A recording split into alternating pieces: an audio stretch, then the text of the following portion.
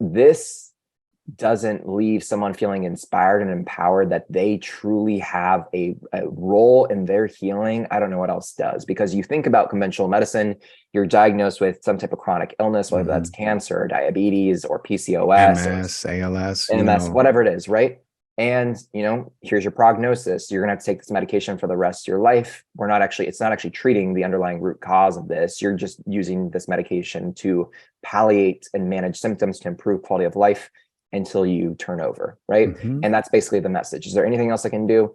No.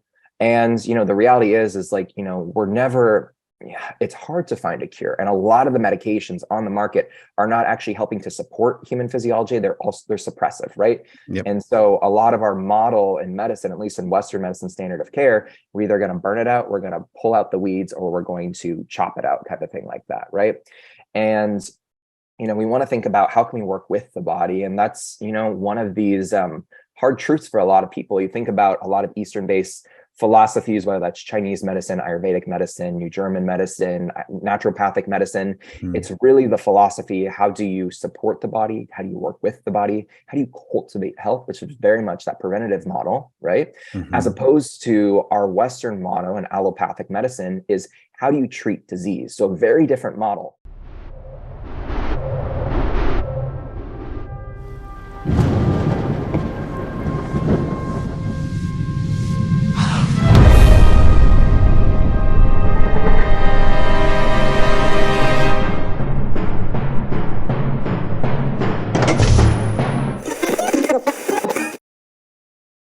Welcome to Far Out with Faust, everybody. I am Faust Chicho, and today I'm very excited to be joined by Dr. Tyler Jean. Let me tell you about this incredible dude, what he's been up to. Dr. Tyler Jean is a naturopathic medicine and functional wellness enthusiast. He has a passion for educating and empowering people to embrace a more healthy and vibrant lifestyle, and he has an array of ways that he does that. He's a biohacking extraordinaire. He's an avid meditator. He's also a fellow Dr. Joe student. And last I saw him, we were sailing upon meteors and walking through fire in our dance shoes. If you stick around, you'll get an explanation for that. I've been excited to have him on my show since I met him earlier this year, and finally we're making it happen. Tyler, thank you so much for beaming in, my friend. Thank you for having me, Faust. It is a pleasure. I'm glad we're able to get our schedules aligned finally after many attempts to get this together. So it feels yes. Very cool. All things in divine timing, I think. It works out the way it's supposed to. So it's all good. Absolutely. Yeah. But so you, man, my friend, you've been all over the place, but where to begin? So tell me, did I do your bio justice? Like, did I cover, what did I miss? I know I missed something. You did. I guess my journey to health and wellness, I think, started when I was in college. I was a competitive swimmer. I swam at the Division I level, and I started to realize how the food I was eating on a daily basis played a pivotal role in my way to recover and perform day in and day out as an athlete. So I really started to tune into to the critical cues I was sending my body through the food I was eating, and very much being a believer that food can be medicine and food is information. And it set me on this journey to really understand what is the best diet for everyone. And, really come to this conclusion that there is no singular diet that is best for everyone. We're all unique individuals and beings, and our needs change on a constant basis. We are dynamic beings. And it was through that fascination and interest in nutrition from a very holistic approach, and how we can optimize human performance that led me down this path to pursue a career in naturopathic medicine, which is definitely a more holistic, functional, preventative approach to healthcare, and really looks at the root cause of a lot of these ailments. And, a lot of times in medicine, we will focus on the physical symptoms and physical sensations of the body and treat those. But when we treat them, we're often masking or palliating those symptoms, when really, in my opinion and my viewpoint of medicine and more this Eastern-based philosophy, is that these symptoms are messengers, right? And so we want to actually listen to what these symptoms are trying to communicate with us, this innate intelligence that the body holds, as opposed to shooting the messenger, suppressing those symptoms, because that is how we diagnose pathology and disease. And so really it's this focus on how do you actually cultivate health right? And really prevention of disease. And what it has led me to learn over time, and kind of how our paths crossed this year, is that so much of ill health can also be rooted in the spiritual, mental, emotional, and even environmental body. Think about our environment at large, Absolutely. and how the physical sensations and expressions of ill health are really one of the last ditch efforts, the most downstream manifestations of these deeper rooted imbalances in the energetic and emotional body. And just thinking how we're not taught those tools on how to regulate our emotions, emotional intelligence, how to sit with these emotions. I think about, as a society, how we really lack the capacity to sit in discomfort. And we've become accustomed to being able to turn to some type of intervention outside of us, outsource that power to either suppress, to eliminate, or avoid sitting in that discomfort or pain, but never actually being able to get to the root of the issue, because we're never really able to address it up front. So it's brought me to this, very spiritual journey in these deeper parts of myself, and really understanding the totality of what is holistic medicine, and that is embracing our wholeness. And I'm sure we'll dive into these aspects of spirituality, meditation, and even resources like plant medicine, and a ton of other different resources in terms of neurofeedback, biofeedback, EMDR, DNRS. There's so many different tools out there, hypnotherapy, that can be used to help people become more aware of these patterns that they maybe are unaware of, these subconscious programmings and habits, that can help them break free of these molds and to improve their quality of life. So yeah, I think that in a nutshell has kind of been my journey, and really learning more of these things by practicing and engaging in these different modalities, as opposed to just being this observer, having this information and standing from afar, but actually putting myself in the trenches, experiencing it. So there's a new level of relatability that I can glean from when I am speaking and working with clients and patients. It's an noble and honorable trench you have entered into, my friend. You know, I really have a lot of admiration for people like you who are, who are dedicated to truly trying to help people. And I think probably that's one of the reasons why we gravitated towards each other when we met earlier this year at a plant ceremony, and we just started talking, and it's amazing the work that you're up to, and it's such a, because in my opinion it's the art of this kind of true health and medicine has been lost, and for a lot of reasons that we don't have time to get into in this particular podcast. But it's like you guys are having to pull from everything from cutting edge science that is trying to come out to ancient wisdom that has been out, but been very much in a lot of ways methodically suppressed. And I, like you, obviously share the belief that this is the only approach to health that is truly functional, that is going to work, because we see it in our society. We're literally, we have turned, and we're so good at war. I mean, it's, humans have become incredible at it. We wage war really well. And what we've decided to do is wage war on our bodies. And war is a racket. Literally, there's a lot of money in war. And so we're shooting, and we're doing all kinds of things to, like you said, perfectly said, the messengers that are supposed to be giving us the signs that we need to get healthy. We are literally obliterating them instead of listening to them. And so I'm so glad you used that analogy or metaphor, whatever you would call it, because it's so accurate. That's amazing. And what a lifelong journey you're on with this. You're going to continue to accumulate. I'm going to be calling you up in like 20 years and being like, dude, I need your advice. It's a forever journey. And it's also a shift when you're working with individuals and realizing this is not a quick fix where we've, adopted this pill for every ill approach.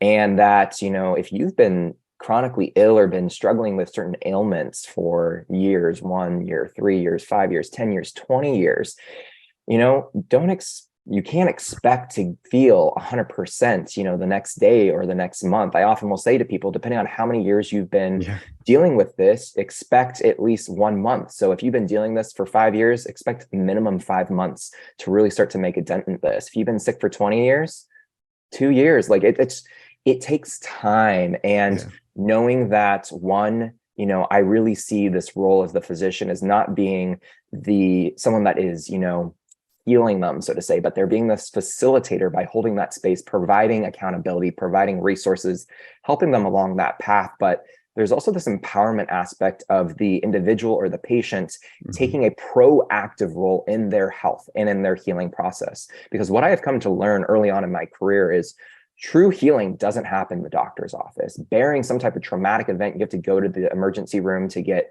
life-saving surgery. True healing happens out of the doctor's visit. And so when you're able to empower patients with the knowledge necessary to apply day-to-day practices, lifestyle changes to meet those inner parts of themselves, that is going to lead to long-lasting health in the long term, because you're empowering them with skills that they can carry with them for the rest of their life. It's removing away this dependence on the physician. And yes, utilize them as a resource, but there has to be this mutual reciprocity in a way in terms of how the doctor-patient relationship is being engaged in. Amen. My God, amen. Actually, funny quick story. I got my father to admit this the other day in a long conversation over Thanksgiving. I was like, okay, do you understand that you're not going to get healthy by seeing the doctor? That you're going there to treat symptoms. And under my breath, I said that you got from them, but that's we don't have to debate that, And he was like, I know that. I was like, oh, so you admit that the doctor isn't the place you go to get healthy? No, he finally did. I think he's finally, not that he's turning over a new leaf. He's like, I'm old fashioned. You can't expect me to adopt your younger beliefs. I was like, I'm glad that you're aware of that. I was like, I don't expect anything, Dad. I'm just trying to help you, have a healthy life in your golden years, and I tell my son all the time, I'm like, how many years have you been on this earth? And he's like, oh, 11. I'm like, that's right. So it took us 11 years to get into, this habit or this thing. So you can't expect it to change overnight. We're working towards certain things, my sons and I, but me bringing it to their awareness. I'm like, this is the greatest challenge when you learn to do this. You're going to be able to do anything. Do you understand? Like over the pandemic, he developed this like head forward posture, which gives him kind of everything is off center, and he gets. It's glaring in my eyes, you know what I mean? And now he's aware of it, but he's got to change that physical habit. And it's, for an 11-year-old to become conscious enough to change an unconscious physical habit is a difficult challenge in today's world. But we're doing it. I would say we're about 75% there. And he gets discouraged sometimes. I'm like, listen, my boy, you are literally learning the hardest lesson that any human being is going to learn, and you're learning it at 11 years old. And before this, before you're 12, before you're a teenager, you're going to have seen what your efforts of becoming conscious of yourself can do, in a physical manifestation of yourself. And so he wavers. He's a Gemini. He goes back and forth, but he's getting it, and I do think it's the most important lesson any of us can learn, to truly become conscious of ourselves. How lucky is your son to have a father figure like you that just provides patience for him and something that he can hold him accountable. So that was just something that came to mind. I just wanted to honor that and acknowledge that. Thank you. Yeah. So my God, you recently got back from a retreat, right? That must have been, how was that? Was that mind blowing or what? With Joe Dispenza? Yeah, with Joe. Yeah, gosh. So meditation changed my life. I think I'll just start with that. Yeah. I was the type of person, very high strung, very analytical, workaholic tendencies, busyness consumed me. And Just that high achieving, always never enough, and constantly seeking what is the next thing to climb that ladder of success. For me, that meant that I definitely had more anxious tendencies, kind of that monkey mind, hard to quiet down, sit still, right? And I was aware of that. And also, being in medical school and taking very much this holistic approach to health, knowing the benefits in the literature. There's so many benefits in the literature, looking at the benefits of mindfulness-based stress reduction techniques in terms of meditation, breath work, etc. But when the going got tough, meditation was Mm, something that dropped to the wayside. It was not something I really could stick to. And I knew that being a former athlete, I do well in group environments where I'm held accountable. I'm mhm, very much a team player, and I like to be hands-on with things, right? mhm. And really commit to something, and being someone that's very coachable. So I stumbled across Dr. Joe Dispenza's work. He's a chiropractor, and he's really started to create this huge movement in the field of quantum physics and marrying that with, meditation, and really Mhm.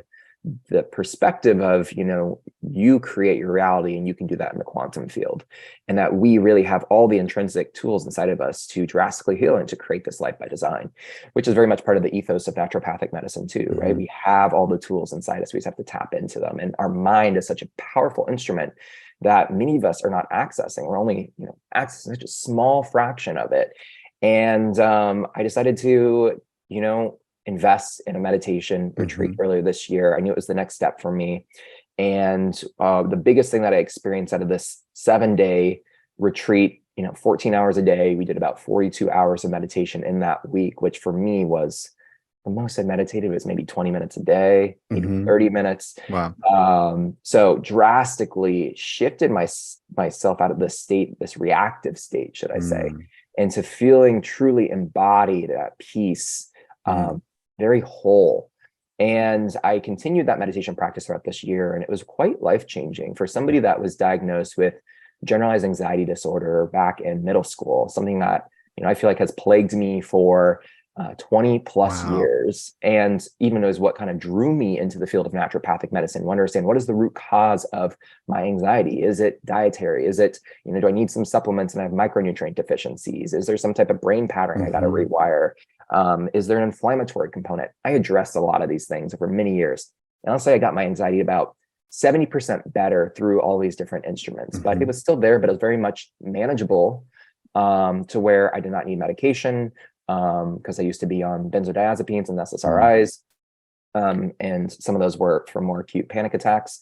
But gosh, I have to say, one of the biggest things that I noticed from embarking on this meditation journey and implementing a daily meditation practice, which I would do daily for 1 hour per day, mhm. is 20 years of anxiety really coming to rest. And it felt Mhm. like breaking free of shackles, of being imprisoned by this identity I created around anxiety, or this anxious person, and how it, really infringed on my social life, my intimate and personal relationships, and just the empowerment that I felt by having this tool and this practice that made me feel so at ease, so calm, so still and whole, Mhm. that I was like, I need to share this with others. Like, I knew about these benefits, but wow, like this is a whole new level of, I'm able to tap into this part of my being to where I no longer experience anxiety, which cripples, and so many Yeah. different people,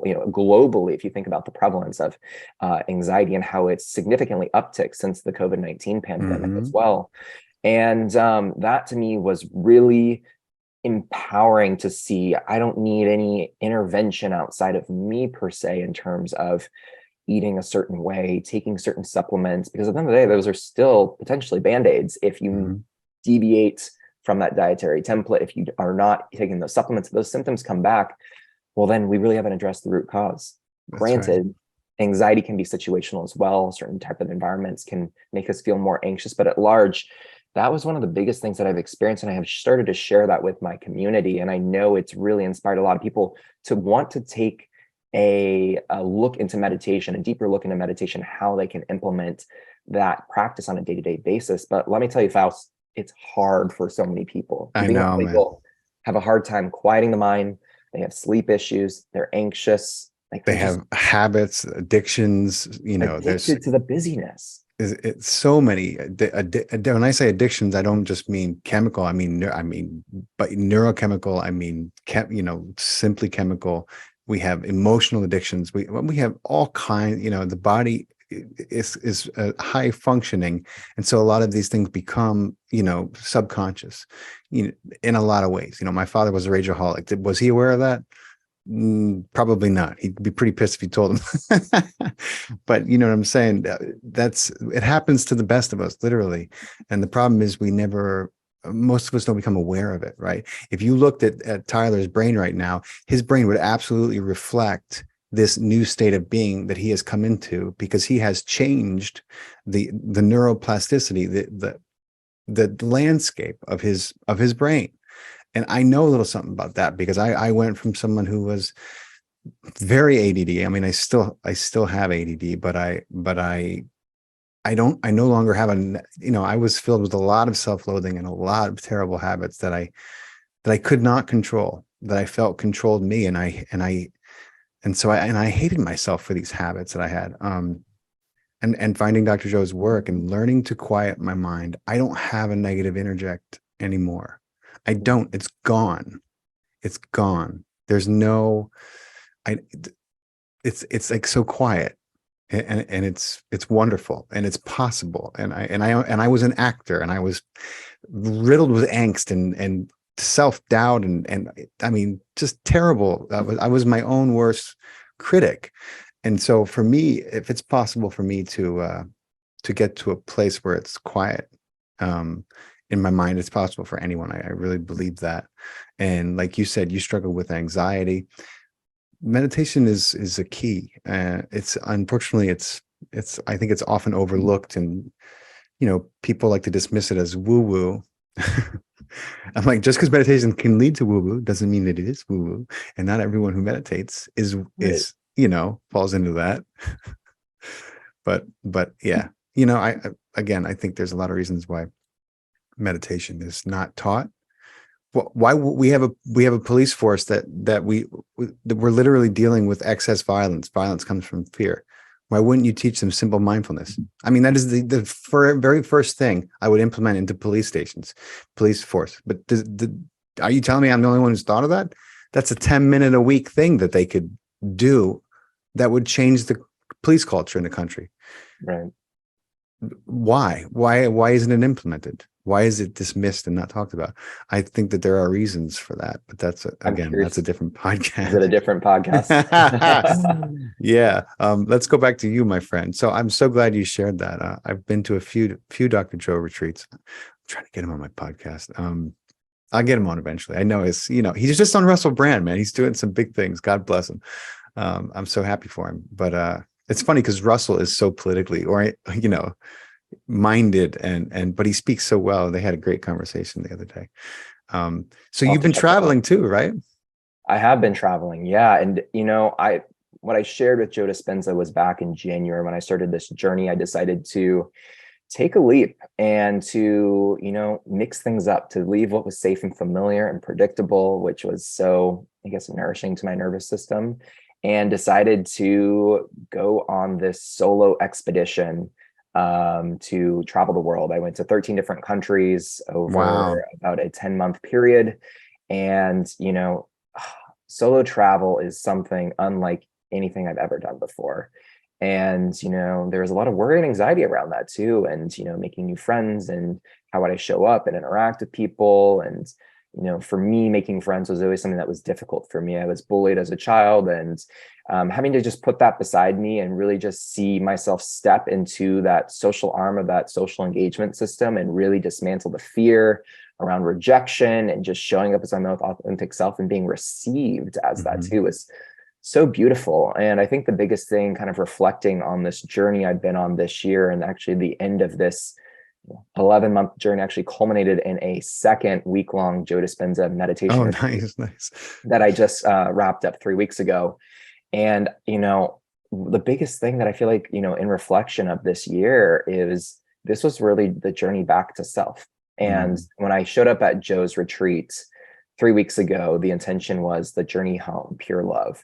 And it really resonated with me and was very in alignment with everything that had been on my mind and things that I had journaling at the time. And really this year, I feel like I've died 1,000 times or 100 times, whatever it is, like the death of ego, and that constantly in Yeah. this rebirthing process and dismantling the guards, dismantling the identities, the characters, the constructs that I had built, living out of a state of survival, wanting to be perceived by a certain way in terms of wanting to be loved and accepted and seen in a certain light, right?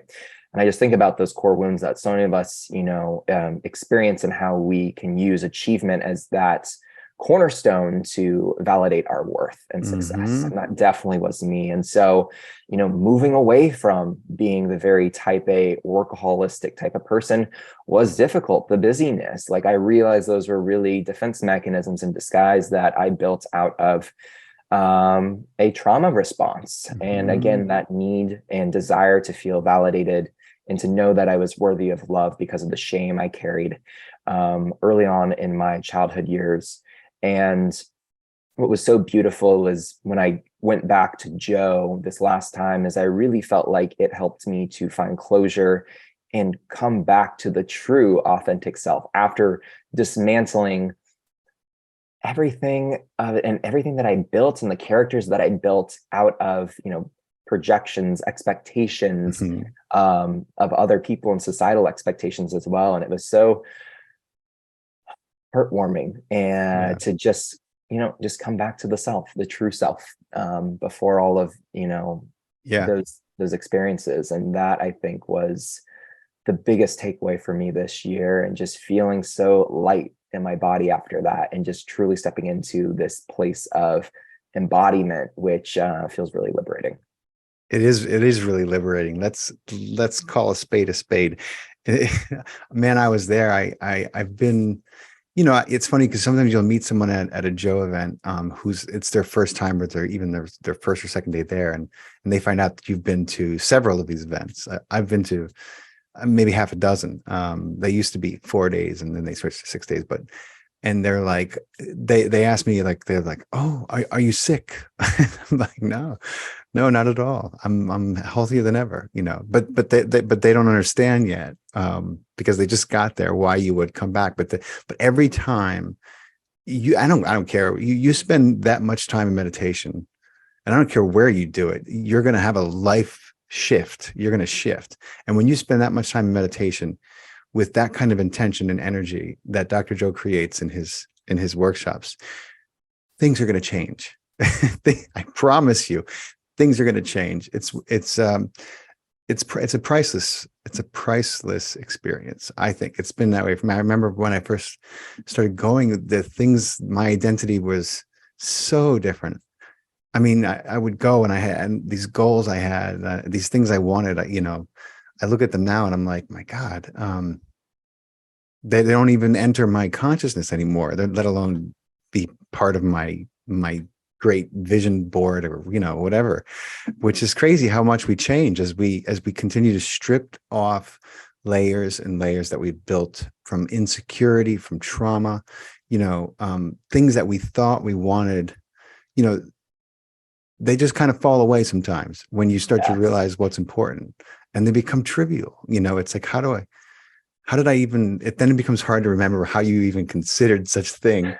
You know what I mean? It's like, but it's amazing. I know exactly what you're saying. And I'm so glad you went back a second time. I know a lot of people who go back, because they can sense that there's another shift that can happen, and I like to go back just to like the advanced follow-ups, just because it's kind of so intense, and it's 4 days, just I am totally plugged in and just meditating and just doing the work, showing up.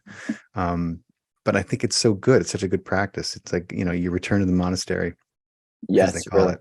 I've never done the advanced follow-up, but I think that's next on my horizon, as opposed to doing another 7-day Yeah, advanced retreat. me too. They're, the 7 days are great, but they're a little more, they're not as high paced, and they're longer. So you get, but I think that it comes to a point where you need to challenge yourself. Go the extra hours and do it in less time, and that's when they see, I'm sure they talked a little bit about this at your retreat, but they start to see the epigenetic changes in those people who have been meditating for years when they do the advanced follow-up, because it's kind of it's a different challenge. Yeah, I was Yeah. just in for this last retreat, end of November. I was in their largest study to date for meditation and looking at all these different markers of, human Yeah. biology and health. And so we did a microbiome stool sample before and after Oh, some wow. Okay. meditation. We did a cheek swab. They were looking at epigenetic changes before and after meditation. We did a urine sample. They Holy were shit. sampling He's back on it. Wow. 10,000 metabolites. They collected our tears from the meditations when we had an emotional response, and they're going Oh to my God. tears. And then they also had us wearing a garment. So we were doing, they were tracking heart rate variability, heart rate, respiration rate. They're also tracking the quality of our sleep. And then there was daily kind of like journal entries that we did via video every day. So, they had showed That us is so awesome. preliminary data from the past cohort in Marco Island, but very incredible results, almost too good to be true, especially coming from this like medical mindset of like, you're seeing these things that are like, this isn't supposed to happen, right? Like you need some type of exogenous intervention, Right. supplement, a drug. And it's like, wait, we're able to create these pharmacy of chemicals in our body that are changing our biology, changing the way our genes are expressed, changing how we are perceiving stress, changing the gut microbiome, changing these methods. Like, what is happening? Like, we are tapping into that. We as a collective and the energy in the room. And so I'm so excited to see where he's going with this. And I love how he is putting the naysayers to rest by really providing the science and research, because that's the language this day and age, right? That's the only language. It's become dogmatic. It's become religious. It's so crazy, but it's the only way to that you can talk to people. I mean, think about the amount of materialistic thinking has gone into shaping this world today for so many reasons, starting with Darwin and this notion that we're alone in the universe. Everything has been about, you got your five senses and that's it. That's just keep your nose to the grindstone and go to work. And it's so people it's very difficult for people to accept what I believe many of them on a subconscious level have suspected. And the reason why there's this level of defensiveness and anger is the same reason why someone who gets accused of cheating on their wife, who has been cheating on their wife, gets pissed off and starts attacking, right? Why else would they do that? I mean, I feel like on some level, the human collective knows that it's been deceived on some level. It has to, and that there's so much more than our five senses. In fact, the great unknown, most of it is not within the reach of our five senses. Right. And a good scientist will explain that how that is very much true, based on our limited perception. So I just it's amazing. It's amazing. I love hearing. I remember when Joe was we had skull maps, that was we were doing brain mapping. But my God, I'm so glad he's brought the science. He's on a mission, and he's doing it right. He's using science and scientists to come in and do these massive array of diagnostics so that he can show, and not him, but the data can show what we are capable of when we powerful freaking beings. And so powerful. If this doesn't leave someone feeling inspired and empowered that they truly have a role in their healing, I don't know what else does. Because you think about conventional medicine, you're diagnosed with some type of chronic illness, whether that's cancer or diabetes or PCOS, MS, ALS, MS, whatever it is, right?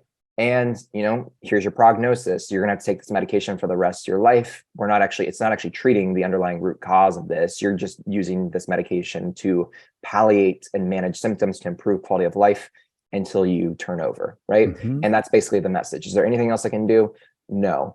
And, the reality is like, we're never yeah, it's hard to find a cure. And a lot of the medications on the market are not actually helping to support human physiology. They're suppressive, right? Yep. And so a lot of our model in medicine, at least in Western medicine standard of care, we're either going to burn it out, we're going to pull out the weeds, or we're going to chop it out, kind of thing like that, right? And we want to think about how can we work with the body. And that's, one of these hard truths for a lot of people. You think about a lot of Eastern-based philosophies, whether that's Chinese medicine, Ayurvedic medicine, New German medicine, naturopathic medicine. Mm. It's really the philosophy. How do you support the body? How do you work with the body? How do you cultivate health, which is very much that preventative model, right? As Mm-hmm. opposed to our Western model in allopathic medicine is how do you treat disease? So a very different model. How do you cultivate health versus how do you treat disease? So if you're going in and seeing your MD or your DO, your typical GP or PCP, they are looking at how to treat the problem by, again, suppressing it, cutting it Right. out, making those symptoms. That's what they're trained to do. It's to know, it's not their fault, but that's the profession they're in. That's what they're trained to do. Exactly. It's a model based on disease pathology and how to treat that pathology. It is not a model on how to actually cultivate health. So if you're going to see your doctor, as you're speaking to your son, your father, our parents are just a complete different generation. Yeah, they are. You're barking up the wrong tree very largely, unless they've had additional training in functional medicine, some type of integrative medicine, looking at nutrition, lifestyle factors. And here's the thing, we don't have to throw the baby out with the bathwater. We need Western medicine. We need conventional medicine. I'm glad we have it. But I think where we're moving, the direction we're moving is truly this integrative approach, and where we are actually, embracing more than just the physical aspect of the body and realizing that is just only one component of health and vitality, right? It's the environment, as we talked about, it's spirituality, it's mental health. Mental health has become so trendy now, and I think, there's so much shame around that too. And there's also a lot of shame in sharing about our health struggles as a society. We really, I think it comes from that need to feel perceived in a certain light and not wanting to be outcasted and thinking that we're going, if we were to share something that's vulnerable or some type of imperfection, then therefore we won't be desired, we won't be lovable, that, we will be excluded from society and the community type of thing. And so, we hold on or we suppress these parts, which is not healthy. And I really see this model that is starting to develop of creating these group type of healing circles where 4-6 people with a similar issue, let's say fibromyalgia or MS or PCOS, can all get together under one place and, share about their experiences and work with a provider, making it more accessible, more affordable, but the shared base model too, and making people feel less alone and can benefit off each other's experiences as well. Because as a society, as a community, like thinking back to hundreds of years ago, we developed in community, not in isolation. And you think about the model we have right now, it's very much isolation. It's almost this hush hush type of scenario. And that is not a conductive environment for healing. No, it's the opposite. That's literally what ends up when you get cancer, when you have these diseases, you have that part of the body becoming an isolationist, for lack of a better way to put it. You have it cut off. It's no longer part of the greater system, which was keeping it vibrant. You just said something that got my attention. I just did a podcast with these two wonderful cats who started men's circles. So it's a circle keeping app that they developed, and it's really intuitive and it works really well. I'm training to become a certified circle keeper. It's designed for men. Anyway, I'll send you a link to it, because I think it would lend itself to what you're talking about. If it's something that you want to consider going forward, getting set up for different groups of people, if you end up working in that capacity, this app and this system is perfect. You kind of have a talking stick and it's passed around and that person gets the time that they need, no interruption. And it's just about holding space for people. And it's incredible. Anyway, that's something I can send you that you might be interested in. It's called Totem. I would be open to that. And, one thing, just reflecting off that too, that I have realized is for some individuals, just purely holding space for them to feel heard and listened to can be incredibly therapeutic and healing, because of how many people have been punted from specialist to specialist, doctor to doctor, only been told that there's nothing wrong, it's all in your head, to be gaslit and dismissed. And so just being heard and to know that, I see you, I can empathize, or maybe I don't really understand, but sharing that compassion for like what may be going on, and that, I'm here to help. I'm going to do the best I can. And you're not alone on this journey. And I think that's kind of that fear of like, am I going to have to deal with this for the rest of my life and no one else will understand what I am going through? And I think that kind of just relates to the human experience at large. Absolutely. And having participated in a few of these, we really have so few spaces where we can just go and be heard. I mean, and what's beautiful about this process is you don't even, sometimes you get the talking stick and you don't have to say anything. You can take whatever time you need. And you're speaking a lot with your body and without words, and some people do that. Some people can't share, but they share by not sharing with their words, with their language. It's just holding space is so, and it's incredibly therapeutic. And you learn so much from people who are, because then when it's, then they open up when it's their turn. And I just found it to be a remarkable experience. So anyway, that's something that I can definitely, I'll send it to you. And I'm going to talk to those guys about you, if that's okay with you, because I feel Yes, like, please. this is these guys, they're hell bent on changing the world, and putting technology into the world that can run counter to the addictive, algorithmic, antisocial, social media that we have going on, that is stoking the division that we see in the world, and the polarity, which is out of control. They're determined to try to light the fire at the other end. And this app is very much been born of that desire. So I feel like this would be a great place for it to extend to, and it would be a dream for them, I think. So anyway, that's that. I saw something you posted the other day, and this is a big thing, I think, for people, especially men, who get, a little embarrassed when it comes to talking about these things, and they're easy to dismiss, I think, for most men. But, you talked about how finding yourself as an adult, is really about getting back to your authentic childlike self. And I'm sure that, your time with meditation and your journey has helped you to realize that. I think it's something that is so important, especially for men to realize, to get to, but that involves sometimes a lot of healing. And I would love for you to talk a little bit about how you have come into that truth, that knowledge. Yeah, I would say the biggest single thing that has allowed me to really step into that, to explore that, is really just the space to be.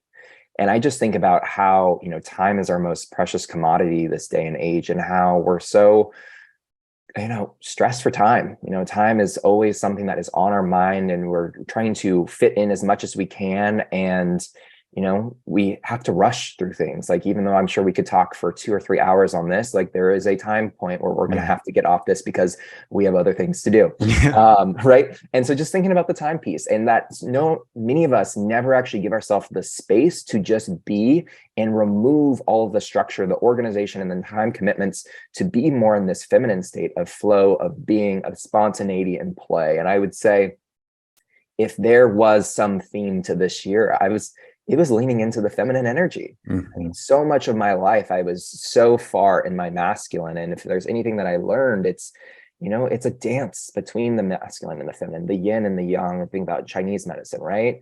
The parasympathetic, Mm-hmm.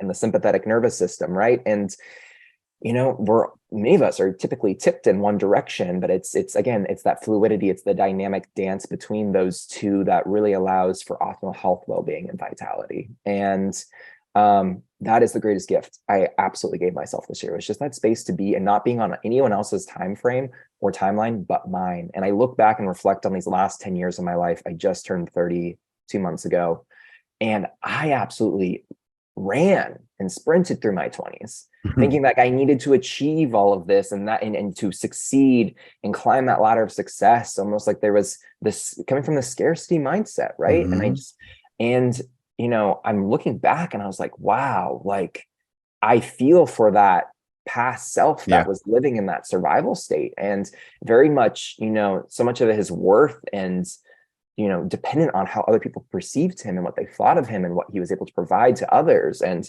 I mean, don't get me wrong, I do feel like there's this, aspect of purpose and how you show up in your Sure. dharma. And I feel like for me, that is helping others see within themselves, but also helping others reach their fullest capacity and whatever that may be. I mean, my aspect as a healer, I feel like is definitely in the healing realm, but yeah, that timepiece and just going in with so much more intention and clarity into this new year, and and trying to find that balance again between the two, because I kind of Yeah. went and swung from one extreme of completely in my masculine every aspect to so flowy and taking a step back from work. And now I'm trying to find my footing again, and and Yeah. how I can, balance the two of those. And I just think about too, I mean, I think a lot of us are even afraid to sit in Oh yeah. that, or just in that discomfort, or to sit with ourselves with no other distractions and to just be, because we're so addicted, as some of the verbiage you used before, we're so addicted to whatever it is, the tangible different items, the Hmm. cars, the sports, or the relationships, Yeah. or the certain persona or identity that we've created, and we have to uphold that. I kind of talk about it as like staying on that hamster wheel of Yeah. doing. And it was really hard at first to kind of take that step back and give myself that space, because I found myself kind of defaulting back to like that need to be busy, to Yeah. keep things as as normal as terms of how people expected me to show up. And there was that fear that people would leave, that they would view me different, that they would engage less, they would unfollow if I didn't show up the same way that they had created a certain expectation of me, which was also hard because I had been doing so much growth and sitting with myself.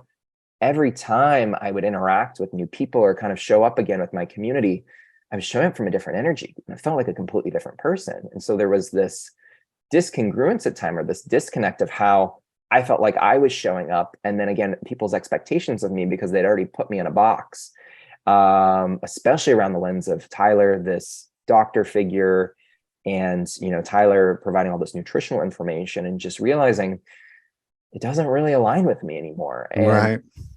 that was difficult to sit with, especially when so much of my income Yeah. is tied to social media. And that income that I generated through social media opened up so much autonomy in life that allowed me to travel for the last 11 months. Mm. And so the thought was, if I show up differently or don't show up at all on social media, then therefore I'm going to lose my financial stream. If I lose my financial stream, I'm going to lose my autonomy. And that Yeah. was really scary to sit with. And just thinking about these core needs. I mean, money is a core need, right? Right. If we don't No, have it that money, is. we're going to N- be in a survival based state. Absolutely. But yet, how to continue to show up authentically, knowing that even if if your tribe realigns, it will show back up, right? I mean, that's it's challenging, especially when you go ahead and put this monetary stability in the mix. Like, can you know? And I had to learn this. I had to be without, when my views started to change with my perception, I was very much, I no longer fit in with my peers. I was, acting and filmmaking, and that tends to be a certain mindset among those artists and people. And I respect it, but I no longer align with it. And so I would try to speak, my thoughts and feelings. And it did, and what it wasn't working out, and I lost a lot of friends and followers, and um, but I had to continue to remind myself that if I'm not authentic, then what am I? What have I been learning?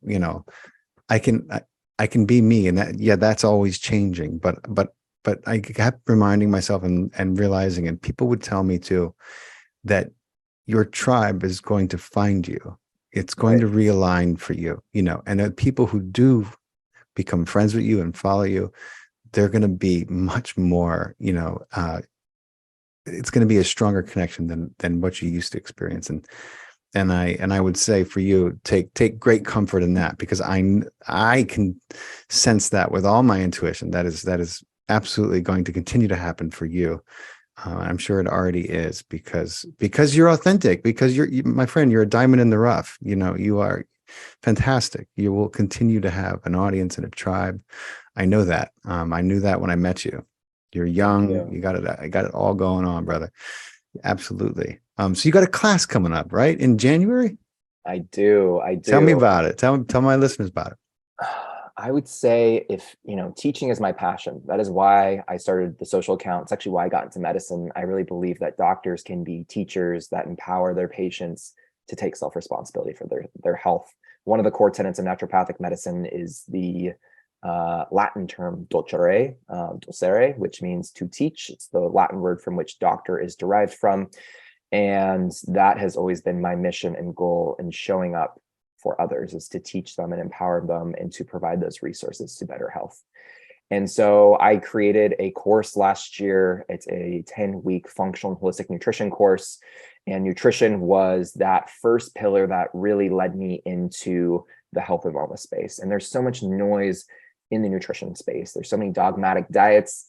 Every Mm-hmm. food seems to be bad for you, whether it is fruits or kale My God. or nuts or seeds or meats or eggs or butter or gluten.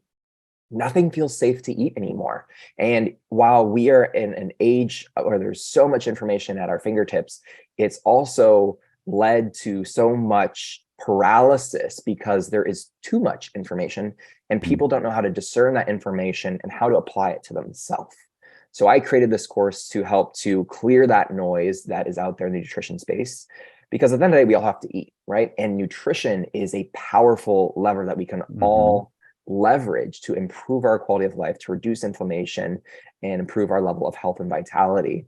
And I very much believe food is medicine, food is information. And so I created this course to give people the foundations for healing, for nutrition, both to apply to themselves, but also for those that are, health coaches or in the medical profession. I've had various different health coaches. I've had chiropractors, I've had medical doctors, nurse practitioners, and PAs all be a part of this cohort over the last year. And I offer it in the new year. I'll be offering it twice. So January is the next time to enroll for those that are interested, and they can find more information about what the course entails, as well as the itinerary of what we will cover in those 10 weeks and 20 hours on my website at tylergene.com under course. And so we can link that for Yes, your find it in the audience. video description. Sure.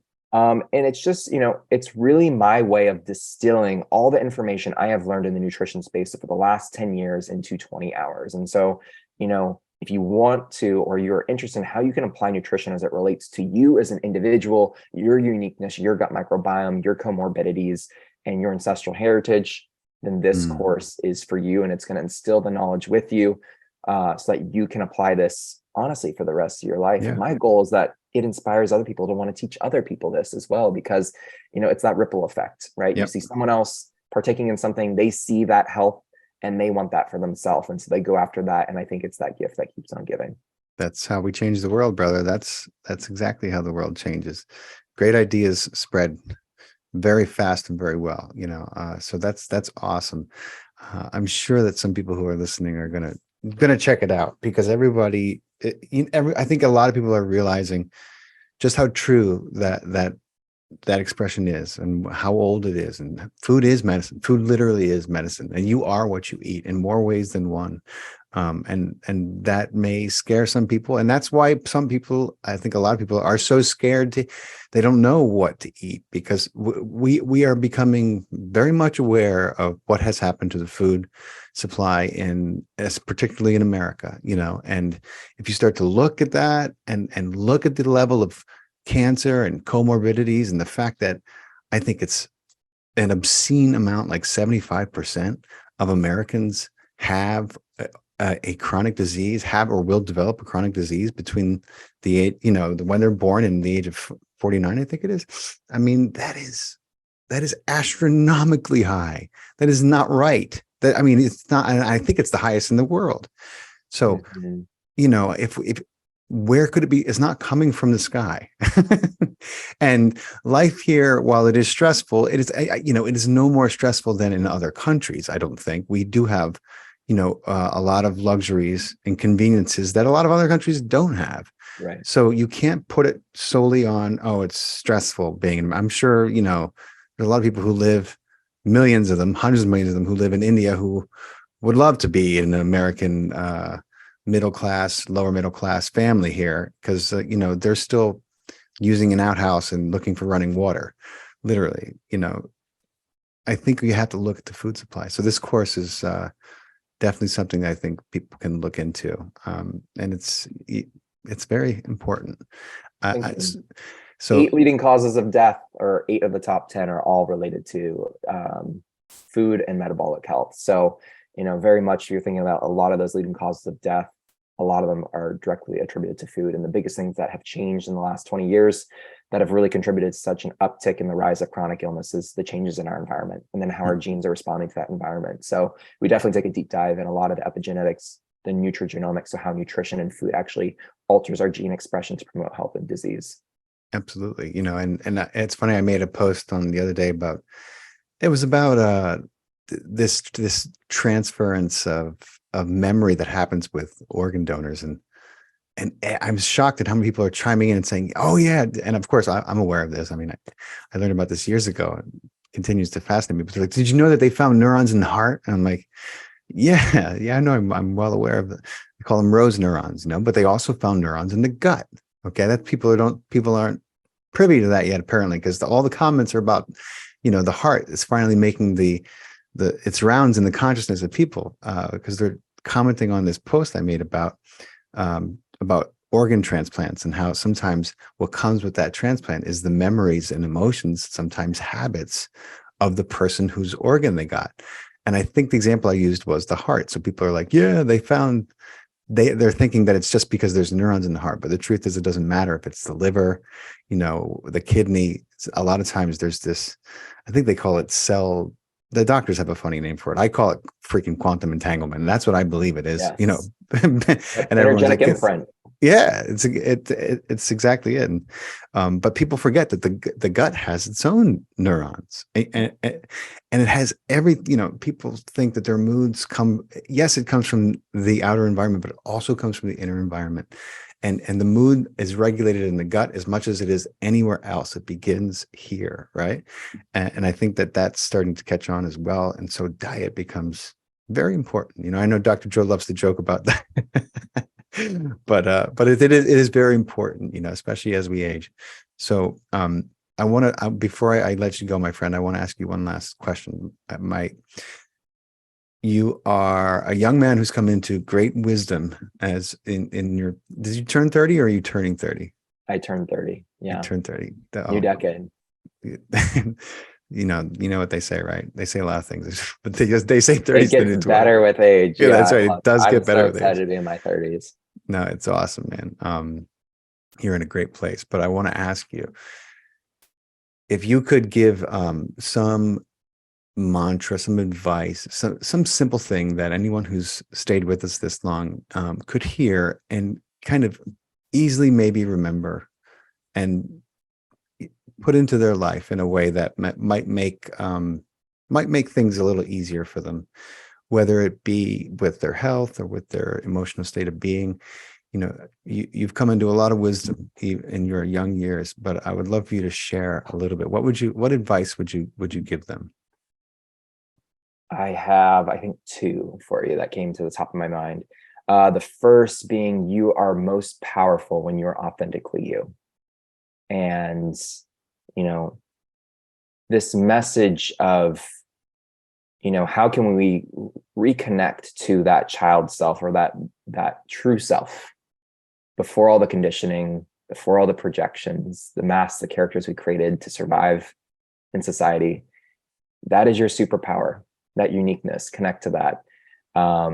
And when you connect to that, everything you've been desiring and seeking will be drawn to you so much and exponentially quicker.